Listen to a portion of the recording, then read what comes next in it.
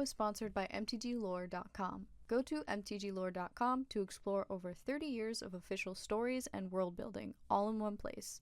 Search your favorite characters, planes, sets, and authors, or just hit random story to see where the multiverse takes you. Maybe it'll be Rabia. Salutations! Today is an exciting day because today we're talking about a Planeswalker again. Who's shocked? These folks are just so crazy. I just can't stop talking about them, you know? But today we're not just talking about any Planeswalker. We are talking about one of the most powerful Planeswalkers, okay? Urza could never. I don't even want to hear it, okay? Now that I've said that though, someone's gonna crawl up out of the woodwork and write me a dissertation on how I'm wrong. I look forward to not reading it. Anyways, we're talking about Taysir today. I am so excited. Buckle up, strap in, keep all hands and feet inside of the vehicle at all times because we are gonna go on a journey. Let me tell you what. We're talking about an old walker today, so the pre-mending lore does get a little bit kooky, but just bear with it. It's fun. It's fun. I promise it's fun. Stick around. I love Taysir a lot, but his life before he becomes a Planeswalker is, in a word, confusing. I don't even think confusing really covers all the bases. It's a lot. And after this video, I guarantee you the word Taysir will have no meaning to you. I'm gonna check in at the end to see, but keep that one in your back pocket. It's gonna have no meaning after this video. So where Taysir makes his debut is in the storyline for the Arabian Nights set.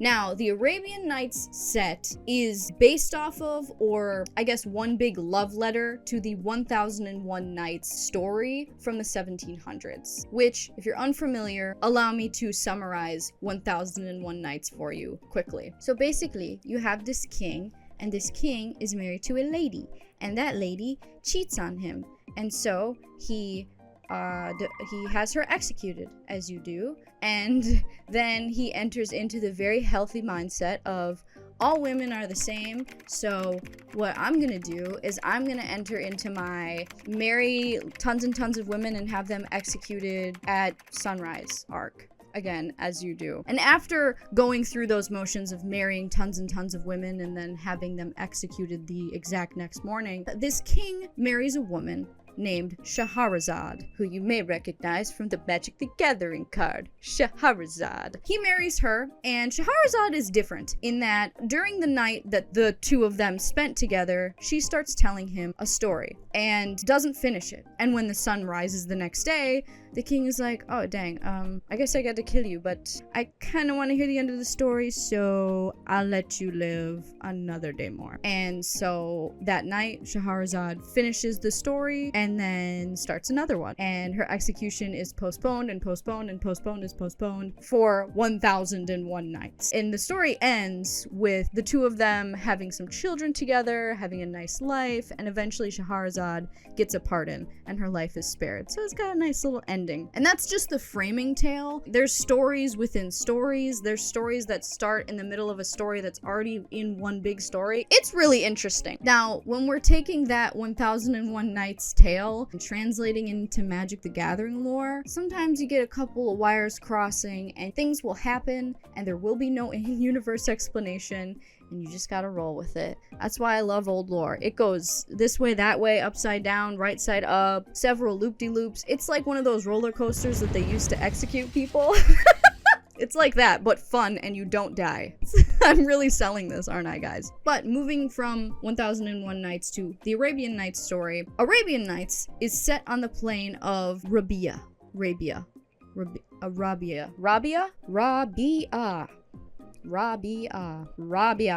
going with Rabia. I think I've pronounced this plane's name every way you possibly can, and all of them have been wrong until this moment.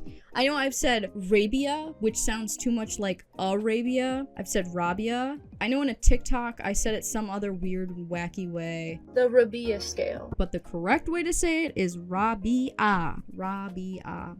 Alright, Rabia. That's where Taysir is from. That is where Arabian Nights is set. Alright, we got that. Great. Moving on. Now, Rabia is kind of a very silly, goofy plane in that it had something happen to it one day for no reason. That thing is known as the thousandfold refraction. The thousandfold refraction is basically one day, again, for no reason, with no warning. There was one Rabia, and then suddenly there were 1001 Rabias. And they weren't really copies of each other. At first they were, but now they aren't. Kind of like alternate universes, basically. They all have the same starting point, but as time goes forward, the story is gonna change because things are gonna be slightly different every time. And this doesn't seem to like hurt anything necessarily. It just happens. It literally just happens. Obviously, if we look beyond the veil of Magic the Gathering lore, this is the attempt at 1001 stories. You get it? Because it's like there was one story and it was just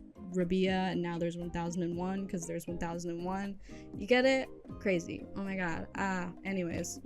Like I said, this doesn't really upset anything too greatly for Rabia. The denizens of Rabia just kind of go with the flow. They're very chill folks. I don't know how I would personally handle there being one of me and then 1001 of me, but I guess that's just a day in the life on Rabia. It's just how things shake out there. I don't know. But after this event, there was a prophecy that was unearthed by a man called El-Hajjaj. And El-Hajjaj, besides having one of the most unsettling card arts in Magic the Gathering history, is a very, very powerful wizard on Rabia. Like, nothing against El-Hajjaj at all. It's just something about his art. It just unsettles me to the core. He's a little too close to the camera. The sun is setting. He's got this look of like, not necessarily judgment, but like he's got something to say. Back up, El-Hajjaj. You're great, but you'd be even better 2 or 3 steps back, maybe. Personal bubble, buddy. You are bursting it. Now, what is this prophecy that El-Hajjaj discovered? Well, this prophecy said that the one made of 5 will come together and become the most powerful sorcerer ever. Which is kind of peculiar, because as we established, the thousandfold refraction happens, so there's 1001 of everybody. There's not just 5 of somebody, is there? Is there? There is, yeah. Yeah. And you will never guess who the one made of 5 is. It's Taysir. Can you believe that? What? So yeah, Taysir, because he is so cool and awesome and special and no other reason other than that, instead of splitting into 1001 versions of himself, he only split into 5. And each version of Taysir correlates with the different colors of mana. That's so simple, but I love that. So we've got Taysir the Black, who is an apprentice sorcerer. There's also Taysir the Green, who was a herder or a farmer, just like a chill guy. He's just vibing. Then there's Taysir the Red, who is a nomad. He wanders the vast deserts in search of a purpose. Bro is lost, basically. He does not know where he is going. There's also Taysir the White, who is a dervish. And if you are unfamiliar with what a dervish is a holy man, but not a holy man like a priest is a holy man. He's a holy man like a monk is a holy man. But he's not a monk, he's a dervish. Hope that made sense. Then we have Taysir the Blue, who is a literal infant. And I feel like that's kind of on theme because blue players are babies. I don't want to hear anything in the comments, wah, wah, wah, cry about it. And that's not coming from a place of malice. That's coming from a place of peace and love. I am one of you guys, all right? If I don't have a counterspell in my hand, I start getting fussy, I start getting eepy, my tummy start hurting, okay? I get it.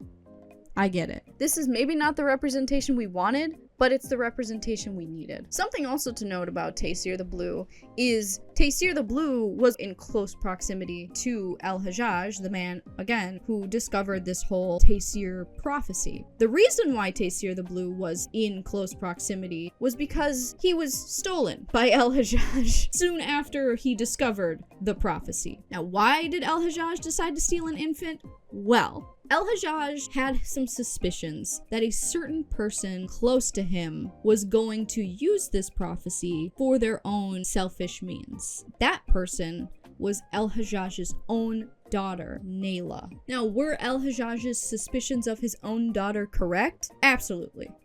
Nayla, though being talented in her own right, is a very selfish and ruthless person. And she will do whatever it takes and trample over whoever she needs to get the power that she so desperately craves. And so upon learning about this whole prophecy thing, she decides that she's going to unite the Taysirs and use the united Taysir to do her bidding, basically. So Nayla devises a plan and teams up with her lover and fellow apprentice, Ragib, to steal the artifact known as the Ring of Maruf and use this ring to unite the Taysirs and bring about her evil plot to use him, blah blah blah. So Ragib steals the ring. Obviously we're stealing from El-Hajjaj. El-Hajjaj obviously does not enjoy having his property stolen from him, and so a fight ensues, and Nayla ends up slaying her own father and running away with the apprentice Taysir, Taysir the Black. And it is from here that Nayla decides, okay, I got the ring, I got the Taysir, I have a vision. I don't really need Ragib, so we're gonna get rid of Ragib. And she gives Ragib leprosy and sends him on his way. She does not play around. She could have just killed him. Nayla is ruthless, okay? I wasn't joking when I told you that. Name another villain that was like, don't need you anymore. Leprosy. That's like Nikki B levels of cruelty. They should team up. They shouldn't. They shouldn't, actually. Scratch that from the record. They should not team up. Anyway, Nayla goes on with Taysir the Black to hunt down Taysir the Green. They obviously find Taysir the Green minding his own literal business and murder him. And then Taysir the Black uses the ring to absorb him. Bada bing, bada boom. Check one off the list. We're doing so great, Taysir. Love this for us. We are so back. There is a problem, though, with this plan starting off. Because when Taysir absorbs his green counterpart, he's doing so with malice. The shepherd Taysir didn't want to be absorbed or murdered. He wasn't even told what was going on. Mans was just standing there and then boom, everything went black. So he didn't consent to this act necessarily. His first and only line in this entire story is just, like... Justice for Green Taysir. Poor guy. So since the absorption was done in this way, the apprentice Taysir is now forever haunted by the final agonizing moments of his green counterpart. Which, believe it or not, is not how this is supposed to go. We're all supposed to come together harmoniously, you know, and become one person, not slowly give ourselves entire lifetimes worth of trauma. Not only does the apprentice Taysir receive the trauma of dying from his counterpart, but he also finds it difficult to channel his mana abilities. Now he was just a mono black wizard. Now technically he is a Golgari wizard because he literally absorbed a green wizard, but he's not able to channel those abilities just because of the way that he went about this whole thing. So, you know, things are off to a rocky start, basically. But nonetheless, our villains, they proceed. And they proceed to seek out Taysir the Red, the nomad Taysir. And this is where things really start to kind of switch up. Because halfway through this battle that they're having with the nomad Taysir, the apprentice Taysir, God, what did I say about Taysir having no meaning? From now forward, I'm just going to say their titles because I'm getting sick of myself. So, halfway through the battle, the apprentice comes to the realization that maybe this is not the right way to go about it, and Nayla doesn't really like me. She just is using me. I feel like she might be a meanie. I don't know. I think I'm gonna betray her. I think we're gonna do that. That is exactly what the sorcerer does. He tells the nomad, hey, listen, alright, I don't have a lot of time to explain, but I am going to hold off Nayla. You are going to take this ring and you're going to find the other Taysirs. By the way, there are other versions of us. No, I will not be taking questions. You're going to use this ring somehow to absorb them into your body and become one with all of them. But don't kill them. Don't do it violently. Do it with love. But like not in a weird way. Just figure it out. Okay, thank you. So the sorcerer holds off Nayla and the nomad escapes. The sorcerer is then imprisoned in an oubliette for his betrayal, and the nomad goes on to find the dervish. And the dervish is accompanied by none other than Ragib, which is very convenient for everybody because it is from Ragib that the other Taysirs are now caught up to speed with what's going on. And while they are getting exposition dumped upon upon. Who shows up but Nayla, of course. A battle ensues, obviously, and the nomad is gravely injured and decides to sacrifice himself to the dervish the correct way. He is then absorbed into the dervish Taysir. Those two are doing it correctly. They understood the assignment, unlike some people. But after this happens, Nayla leaves, and the dervish drags Ragib to the palace of El-Hajjaj, where they will seek out the baby Taysir. It is from here also we notice a change within the dervish. The dervish before was the embodiment of the white mana philosophy, but he's starting to change with the introduction of the red mana philosophy. So he's a lot more impulsive, angry, and he can cast red spells. And something I really love about old Magic lore is they really know how to bring the elements that we play in the card game into the story, like illustrate it very well. And a really great example of this happens when Ragib and the dervish find El-Hajjaj's palace. When they approach it, there's a giant lake surrounding it, but they realize that it's not actually a lake, it's just an illusion, it's an enchantment that is surrounding the palace to keep people away. And since the dervish now has access to red mana, he can cast Red Elemental Blast and destroys the blue enchantment surrounding the castle. It's so cool. I just love that. I go feral over that stuff, man. It's even better when you get into like the old novels like Arena. There's a scene that literally depicts mana burn. Guys, get on this stuff. Get on this stuff. Oh, man. Going back into the story, the dervish and Ragib fight their way through El-Hajjaj's palace, and eventually they come upon a city in a bottle, which is also a magic card. See, it appears again, guys. This is cool. After the dervish tries to open the city in a bottle, they are attacked by a guardian beast. They obviously defeat it. And then, who appears but El-Hajjaj himself?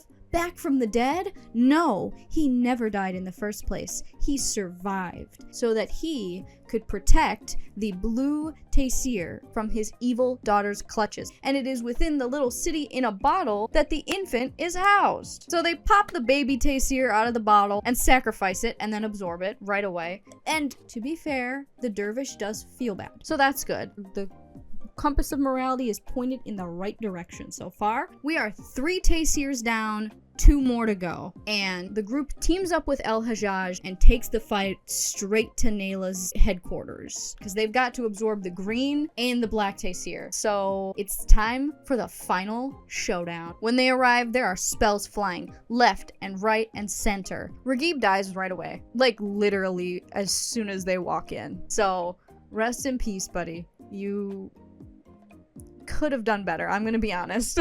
In the ensuing chaos, though, the sorcerer Taysir crawls his way out of the oubliette in which he was imprisoned, which is impressive. Don't think that's a really well-made oubliette if he can do that, but credit where credit's due, okay? He makes his way over to the dervish and asks him to pull the trigger and unite them all once and for all. And he does. And then boom, there he is. Look at him. He is so cool. Gosh. Now there are some pitfalls to, Taysir being finally united, because obviously he's doing so literally in the villain's lair. So Nayla jumps on the opportunity and tries to get Taysir on her side. It does not work. Dang. Which kind of makes me wonder if the plan proceeded in the way that Nayla wanted it to. Would it have even worked? Because Taysir is in her lair, has united, he is there, and he still is like, no, not interested, sorry. Ew. Absolutely not. So I don't know. But after this, Taysir leaves. It's literally like, I need to go, and just departs. And what he doesn't know is that this exodus of his would be the final time he would ever see his home plane again. Because in one final act of vengeance, Nayla cast a spell that closed the plane off from Taysir specifically forever. That's kind of devastating, honestly. My heart goes out to you, Taysir. Sorry to hear about that, buddy. But that concludes Taysir's life before he was a Planeswalker. Maybe I should have mentioned that. Yeah, he was a Planeswalker after he united with the rest of his counterparts, and then he Planeswalked away. So, but from that, we will move on to Taysir during the Ice Age. So from here forward, things are going to get a lot less complicated. So let's all just breathe a sigh of relief together. So just checking in, do you know what the Shard of the 12 Worlds is, or not? Okay, didn't think so. The Shard of the 12 Worlds was the aftermath of that whole, like, explodey bowl bit that Urza did at the end of the Brothers' War, like that whole little funny thing he did. Oh my god, Urza's so funny. And the exploding of the Silex, to call it by what it actually is, caused obviously not only an Ice Age, but Dominaria and a few surrounding planes, these ones specifically, to basically fuse together into a shard. And nobody could planeswalk to or from this shard. That's a very Cliff Notes version of that event, because I do not want to get into it. But Taysir, unfortunately, was trapped within the Shard of the 12 Worlds. Man just cannot catch a break. And so he was a bit frustrated by this. Taysir wasn't the only one frustrated by this. Many planeswalkers that were trapped on the Shard of the 12 Worlds were frustrated by this. Chief among them was one named Faralyn. And oh my gosh, guys, you have all been sleeping on Faralyn. The best part about Faralyn, like, let me just talk about Faralyn for 2 seconds, literally 2 seconds. Faralyn looks like this, okay? And he's a bit of a manipulator, he's a bit of a drama queen, and he has a ruby red manicure. I love this. Can we bring this back? Why wasn't this more present in the Magic the Gathering storyline? Okay? I don't understand. Why did Urza not have a set of acrylics on when he went to fight Gerard in the Phyrexian arena? Where am I going with this? This is not relevant. Back to Faralyn. Faralyn was chief among the planeswalkers that really wanted to get off of the Shard of the 12 Worlds and see the multiverse. So he gathered together a group of planeswalkers for a meeting known as the Summit of the Null Moon. And when I tell you drama ensued, you do not even know the half of it. I am so serious. I am so serious. So who was on the guest list? You obviously know Faralyn was there, looking snatched. I'm not the biggest fan of Faralyn, but Faralyn looks snatched. I don't know what to tell you. What? Tevesh Sat was there. If you watched my video about Daria, you can probably guess how this is gonna go.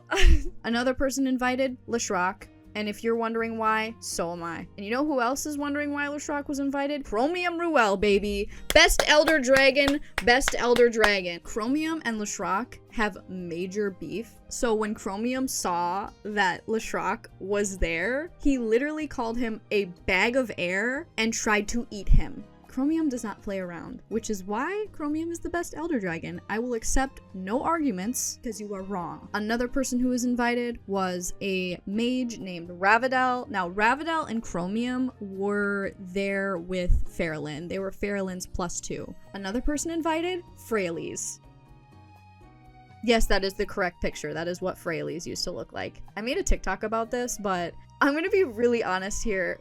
Freyalise, you've never looked worse. I love Freyalise's like eye patch, very in touch with her elven roots look. This I do not like. The black wings are great, but the pointed hat, that's a choice. We obviously know that Taysir was there, and he brought his lover at the time, Christina of the Woods. I don't like Christina of the Woods, but we're gonna save that for another day. I think I've gone over enough Planeswalker drama for one segment of the video, but that's everybody that was invited. So a recap, we have Faralyn, Chromium Ruel, Ravidal, Tevesh Sat, Taysir, Leshrac, Christina of the Woods. What a group, let me tell you what. Now, from the get-go, there is a lot of tension in this summit. Like, it's supposed to be a meeting to discuss how we can solve this big issue affecting several planes, but instead, it's just not that. It is just not that. The issue that I'm seeing, first of all, is the fact that Leshrac and Tevesh Sat were buddy-buddy from the start. So they come to this meeting, they're next to each other, they're like off in a corner like, oh my god, like, what are you guys doing? I hate everything about that. And then when everybody's talking, it's like, you know, Tevesh Sat and I, Leshrac and I. Seriously? Make it any more obvious that you're gonna screw this up for everyone. And screw it up they do, because there was an ulterior motive to this whole meeting. And that motive was Tevesh Sat, Leshrac, and Faralyn wanted to incite a fight between all of the powerful planeswalkers there in the hopes that somebody would die, and them dying would cause a burst of energy or life essence that would puncture a hole in the shard and they could all leave. Solid plan, guys. Really A+ that one. Now, obviously, a fight does ensue, but it isn't any of the Planeswalkers that necessarily start it. It's actually Ravidel. Now, Ravidel, if you are unfamiliar, is the mage that is studying under Fairlin, and the plane that he's actually from is one of the ones that is trapped within the 12 world. Now, Ravidel is also a very explosive and sensitive man. And so when Leshrac says he doesn't care what goes on in the other realms, Ravidel takes this very personally and kicks things off in a big way. And I want to call attention to a moment that I find extremely funny. When they all start fighting, Taysir tries to step in and cast a spell. And so he says, "Suleiman, protect us. Bathe us in your holy light." Leshrac sees this and just goes, "Shut that off." Shut that off right now. Shut that off. I love Leshrac so much. Leshrac is one of my favorite Magic villains because he just does not care. He comes in and he is like, "None of you matter to me. Shut that off." I can't. That is gonna be my new line I use when I counter someone's spell. Shut that off. What are you shutting off? So the fight starts on the Null Moon where they were all meeting. Obviously, that's why it's called the Summit of the Null Moon. But then Leshrac teleports Christina of the Woods and Taysir to the Nether Void, which is a plane of like literally nothing. Christina and Taysir team up and escape the Nether Void and go back to the Null Moon. Freyalise is fighting Tevesh Sat, but realizes that if they fight on the Null Moon, they will endanger Ravidel, because Ravidel's not a planeswalker. Ravidel's just a guy. And so they go to Azoria. And the interesting thing about the fight between Tevesh Sat and Freyalise is that the plane that they're on, Azoria, is a plane of beautiful islands and vast ocean. And Freyalise is looking for Tevesh Sat and basically just ends up leveling the whole plane until there's like one island left, and that's the one with Tevesh Sat on it. Freyalise is scary. I love her. Their fight is very short-lived after Freyalise basically destroys all life on the plane, because Tevesh Sat casts a spell at Freyalise. I don't know what spell Tevesh Sat throws at Freyalise, but she comes out of it literally disfigured. I will throw up a picture. This is how Freyalise ends up after that battle. She's alive, but she is not doing too hot. And she goes back to Dominaria to work on curing the Ice Age. She is fully done with this stupid meeting. Tevesh Sat obviously goes back to the Null Moon, where we find Leshrac, Ravidel, Taysir, Christina, and Fairlin. Now, Ravidel this entire time has been absolutely seething and also grieving. Why was he grieving? Well, I didn't mention it before, but the first victim of this entire battle was his best friend in the entire multiverse, Chromium Ruel. That's right, Chromium Ruel dies here. Immediately dies here. I didn't mention it before because that sucks. That's why.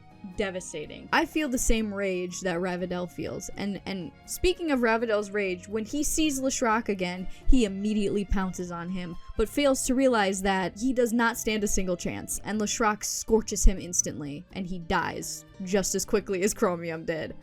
But it is from this death that the wheels really start turning, because Ravidel's death and Chromium's, mainly Chromium's, I'm not gonna lie, he is an Elder Dragon, so like he's kind of more important, trigger this escape route for Tevesh Sat, Leshrac, and Fairlin, and they seize it immediately. They are gone.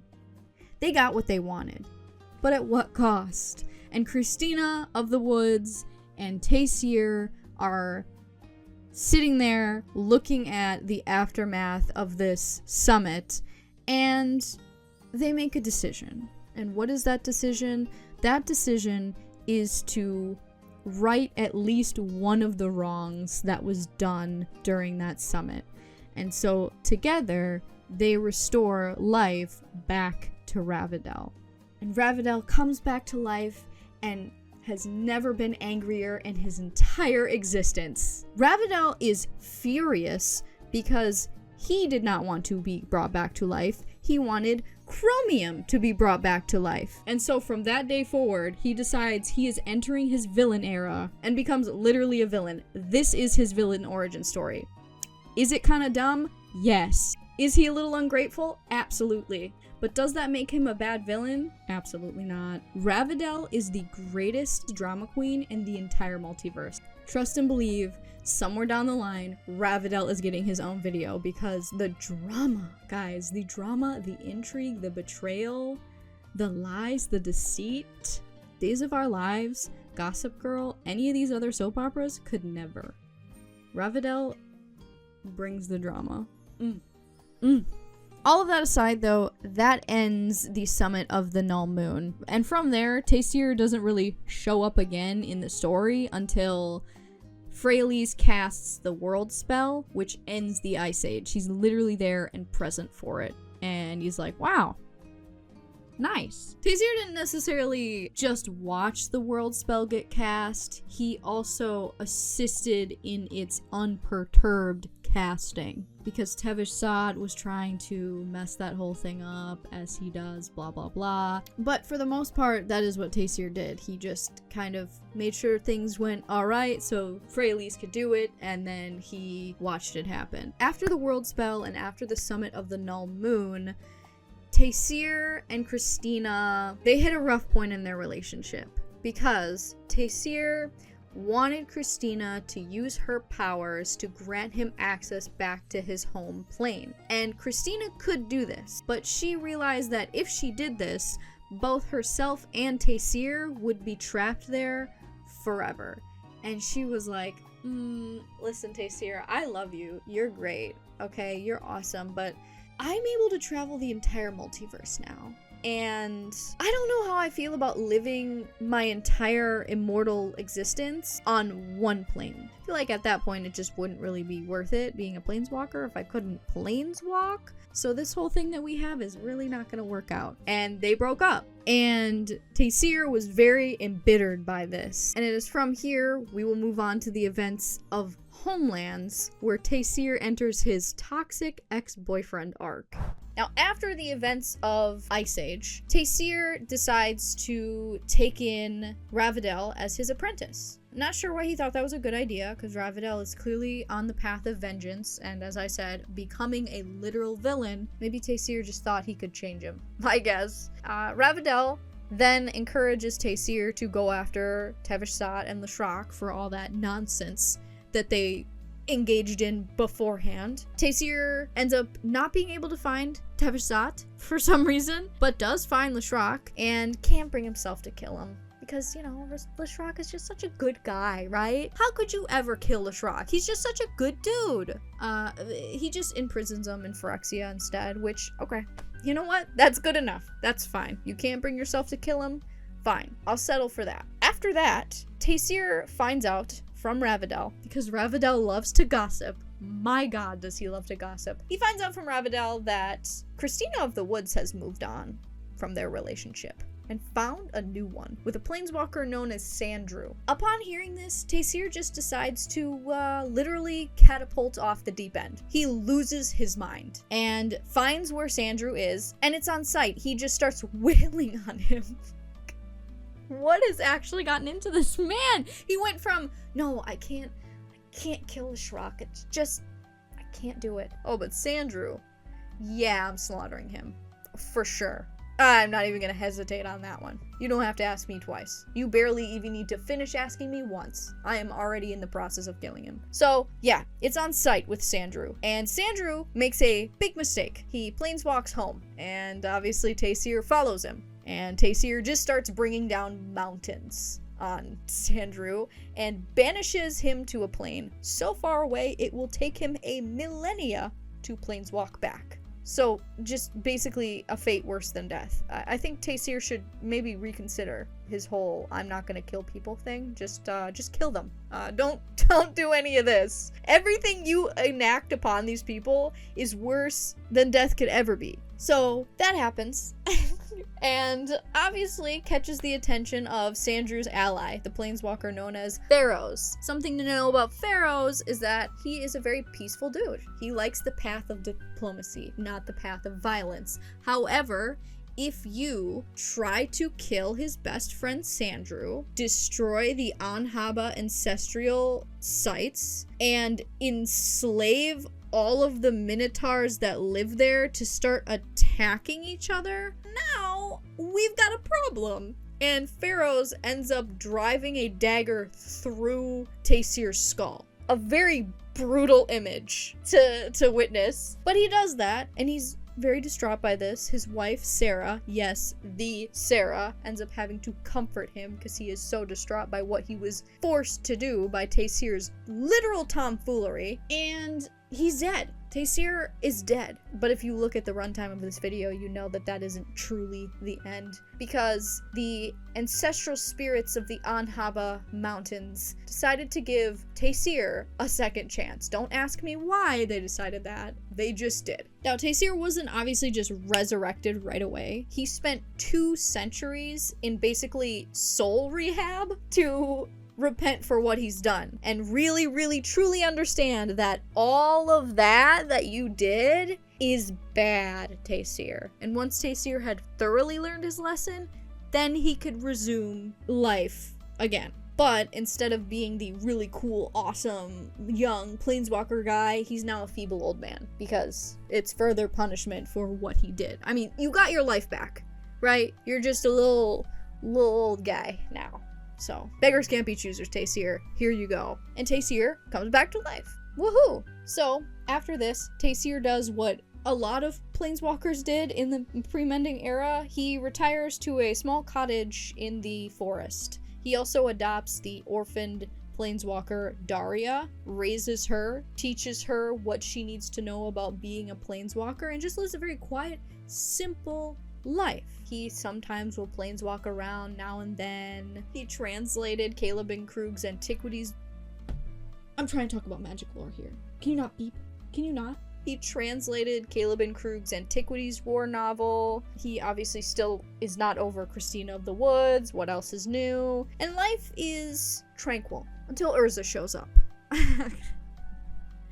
And that's a tale as old as time, right? But Urza does show up one day, and from that event, we move on to Taysir's involvement in the invasion storyline. Buckle up, because we are in the home stretch. We're almost done. Woohoo. Or maybe it's a sad thing for you. I don't know. It will get sad later. Spoilers, but it might get a little sad. Anyways, as I said, Taysir, he's living a quiet life with his adopted daughter, Daria, until Urza shows up to try and recruit him for his 9 Titans, which are a group of 9 planeswalkers that are going to go to Phyrexia in special armor, power armor, and blow it up. It's a very simple plan. What could possibly go wrong, right? Urza knows how to plan effectively, and it's not going to be stupid and bonkers in any facet, I'm sure. If you watched my video on Daria, a lot of this beginning part is going to seem very familiar. And if you haven't seen that video and you want a little bit more detail as to what's going on here, go and check out that video. I think it's pretty good. Maybe I have some bias because I literally made it. Who knows? Check it out for yourself and see. I don't know. Anyways, Taysir says he'll join, but on the one condition that Daria can also join the 9 Titans. Urza is reluctant at first, and then he remembers that Teferi hasn't been returning his calls, and he wanted Teferi in the group. And, you know, Teferi's a bit of a wild card, so he may or may not have phased himself and Zhalfir out of existence, purely out of fear of Phyrexia. Who knows? Who knows, but I guess Daria can be in our fun group. Fine. So Daria joins, and then the rest of the 9 Titans are formed. The 9 Titans are as follows. This is going to be right off the top of my head. Here we go. We got Urza, Daria, Taysir, Lord Windgrace, Commodore Guff, Bolivar, Christina of the Woods, Freyleys, Pevishsat. I know, you're impressed. Settle down. So, fast forward, they all head to Phyrexia, and they are on the 2nd sphere, which is a wasteland of metal scraps and smokestacks. And they're wading through this area, and they are suddenly attacked by millipedes. That happens. when on Phyrexia, sometimes millipedes. So they're attacked by millipedes, giant millipedes, by the way. I should probably say they are huge, terrifying millipedes. They're not just like actual size millipedes. That would be not very imposing nor challenging in combat. But they are imposing and challenging in combat, and Christina of the Woods specifically is really coming out of the woodwork here, as she just knows how to take these things down until they overpower her and crush her power armor. Oops. Everyone is at the edge of their seat wondering, is she dead? Did she planeswalk away in time? What's going on? Everyone except for Tevesh Sat, who is like, oh, we're fighting? We're fighting now. Great. And just starts breathing fire everywhere and ripping apart the millipedes and blah, blah, blah. He's just happy to be here. He's just happy to be able to fight, I guess. After he slaughters these millipedes, everyone realizes, oh,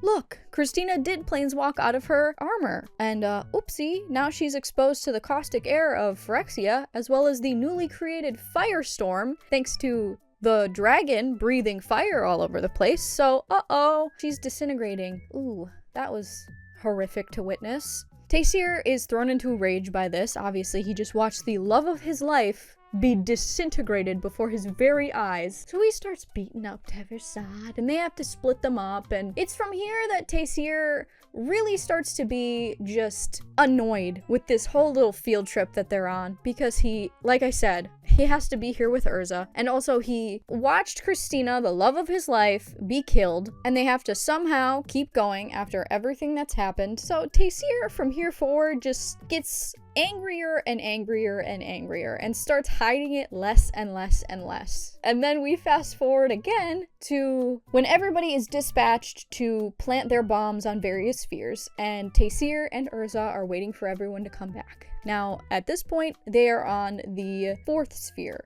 which is like a training grounds for troops, and on this sphere there is a giant area that's just pure blackness. So they're using that as cover and a rendezvous point for everyone. And as they're waiting, there's a funny little interaction between Taysir and Urza, where Urza lets it be known that he is convinced that Yawgmoth does not know that they're there. Like, he can't know that they're there, because all of his troops are concentrated on the invasion of Dominaria. So there's no way that he can know we're here. We are definitely giving him the slip. Never mind the fact that he is connected to this plane, mind, body, and soul, he definitely does not know we're here. But if you know how this whole story ends, they are definitely not pulling a fast one on Yawgmoth. I find that insanely hilarious that Urza was convinced of that. But anyways, everybody comes back except for Daria. Where was she?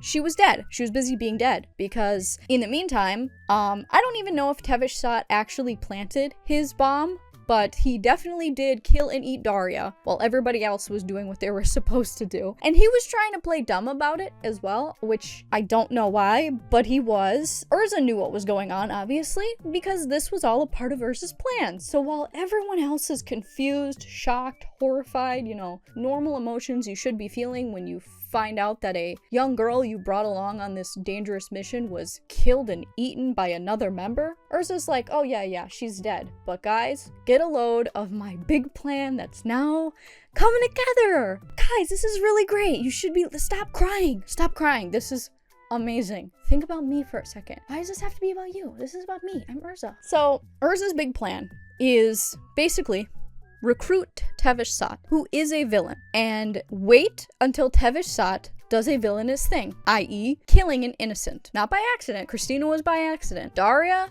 definitely not an accident. He literally slurped her up like she was lunch, okay? That was not an accident. So wait until he does something like that. Then, that will be the justification he needs to use his secret weapon, the Soul Bomb, which is a bomb that needs a soul to be activated. Blah, blah, blah. Urza needed the justification to take someone's soul. Boom, here it is. He laid out the pieces for himself to get the justification to use this bomb. I don't know why. I'm pretty sure Tevesh Sat has done bad enough things to justify his soul being taken. I don't know why an innocent person, or two innocent people, had to die so that he could get immediate justification. I don't understand it. And the more I try to, the angrier I get. But nonetheless, Urza's like, yeah, that's my whole plan. Here it is. It's really great and awesome. And then he activates the kill rubric, within Tevishsat's power armor. Now, what is the kill rubric? It's exactly what it sounds like. It is a kill switch that was installed in presumably everyone's power armor, except for Urza's. I don't think Urza had one. I mean, it's Urza. Why would he put one in his own Titan engine? That wouldn't make sense. But anyways, Tevishsat's is activated. He is killed. His soul is extracted, put into a bomb. And again, Taysir grows even more angry with this entire thing. But he bottles it up. He's a new man. He's gonna keep going because this is for the good of the multiverse. This is what he tells himself. He just keeps going, but he is definitely not happy now. I mean, he already wasn't happy before.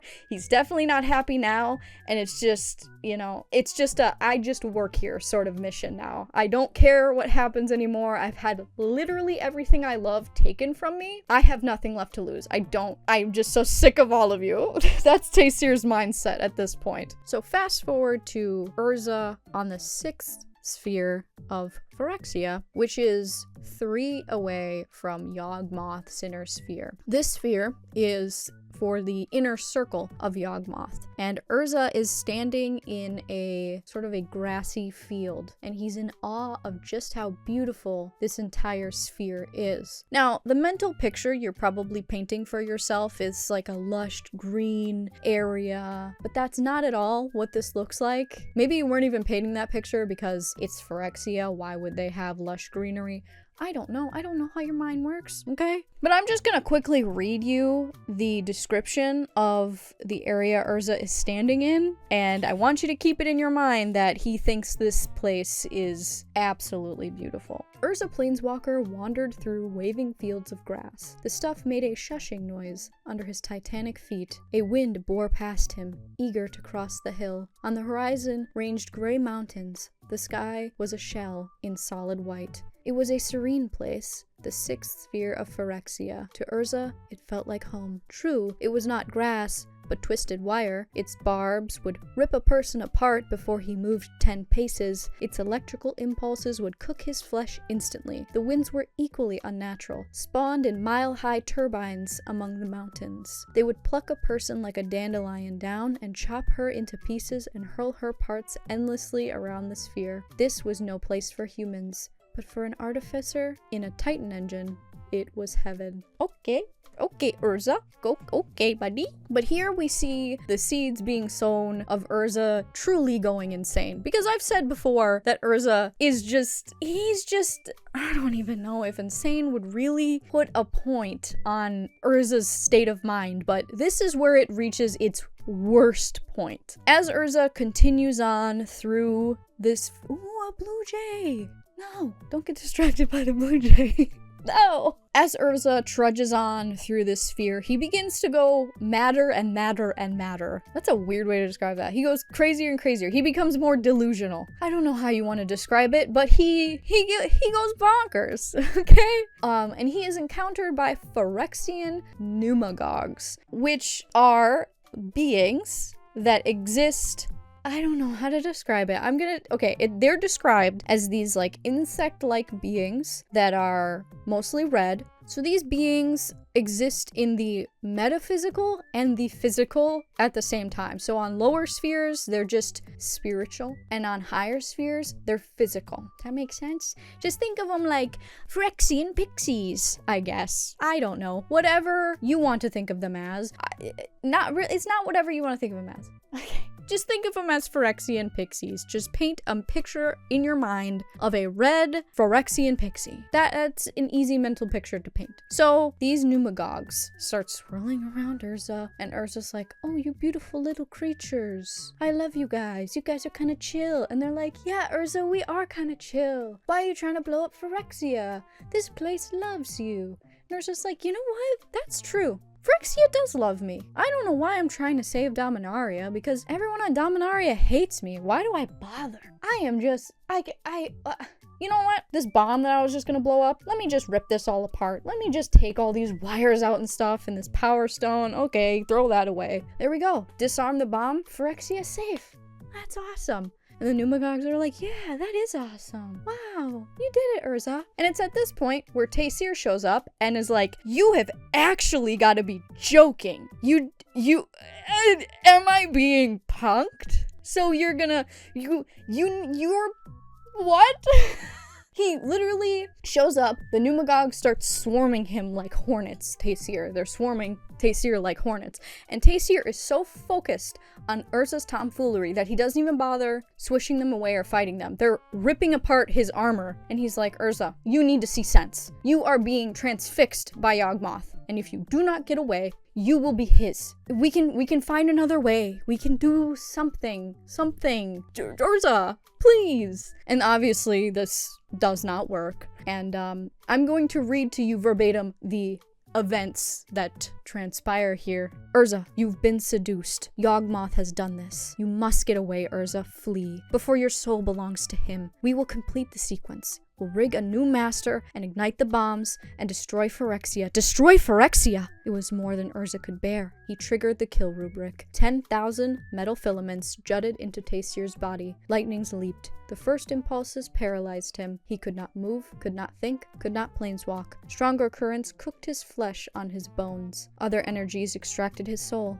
There were no bombs for the Planeswalker to charge. Urza had not counted on Taysir's betrayal. And what a fortunate thing. The other traitors might have found the bombs and used them against Phyrexia. No, Taysir's life force was shunted into the suit's oil, which gushed out of its arms and legs. The Titan suit toppled backwards. Sparks from the grass ignited the oil. It flashed fantastically. Mantled in fire, the Titan burned. Oh, what a terrible scene. So many Numagogs unmade by that burning oil. They fled up and away, but some were too slow. Numagogs flocked around him like burning birds. Even in death, Taysir was a killer. Such a horrible waste. At least Taysir was dead. The oil had stopped spraying life force. Taysir's suit went dark. It was a waste of a good design material. The dome had cracked, the hydraulic systems had shattered. Weapons across the machine were ruined. Perhaps the genius of it was lost. Yawgmoth would know how to salvage the best parts, the best designs. Taysir's suit was a gift to Yawgmoth.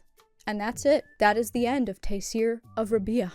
I don't know about you, but every time I have read that passage, I feel like a pang. A pang of just like, oh, that sucks. That sucks. Because Taysir was literally after everything. After losing his daughter, after losing the love of his life, after losing everything, he still tried to make Urza see sense. And what did it get him? That which you just heard is what it got him. It's sad. It is sad. But that is the end of the story of Taysir of Rabia. I hope you enjoyed. I apologize for this video taking as long as it has to be made and come out. As you can see, I have changed not only outfits, but like hairstyles throughout the different parts of this video because it's been a journey, but here it is. And I hope you enjoyed it like I've already said. I've got a couple more video ideas in the works, but if you have any suggestions, feel free to let me know. Let me know how you feel about this story. Did you know it before? What do you think of Taysir's end? Does it hurt you as much as it does me?